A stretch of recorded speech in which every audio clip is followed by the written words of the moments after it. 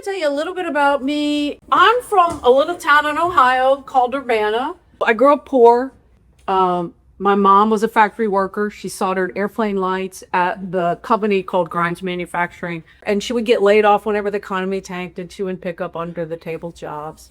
My dad was, he was a house painter when he worked, but by the time I came along, the youngest by far of 4 children, he was pretty dysfunctional with his alcoholism. He had been a World War II veteran, came back and didn't really get treatment. You know, I thought of him as the town drunk, which was hard. There were times when we thought, in the blizzard of 77, they were going to come and cut our power off because we hadn't paid the bill. And my grandma Macy, his mother, lived next door. She was born in 1896. She's the smartest lady I ever knew. And I was precocious. She taught me how to read when I was 4. So when I got to kindergarten, my clothes weren't as nice as everyone else's, but I was a kind of a step up. And that's why I'm such a proponent of universal childcare and of things like Head Start, which are being cut in this Trump era, and of a public education. When I went to college, I went to a 4-year state university called Bowling Green State University. And when I went, we were so poor that I got a full Pell Grant, but it paid 100%. It paid tuition, room and board, books, work study jobs, so I could have pizza and beer like everybody else. What do you think a poor kid gets today proportionally for their Pell Grant? If I got 100%, what do you think it pays today?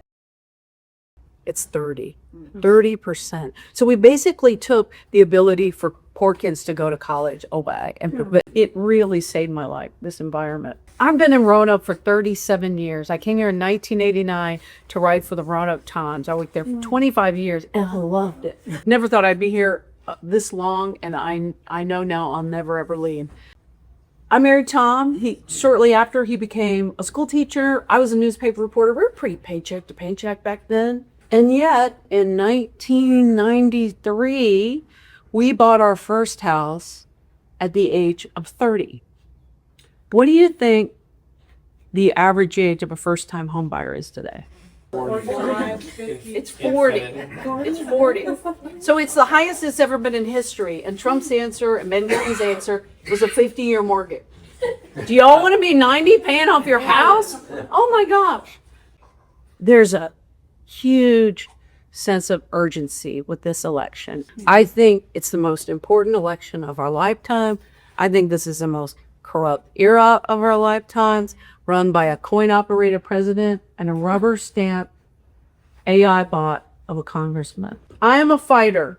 If you want to fight for working people, you can't be owned by billionaires and corporations that exploit them.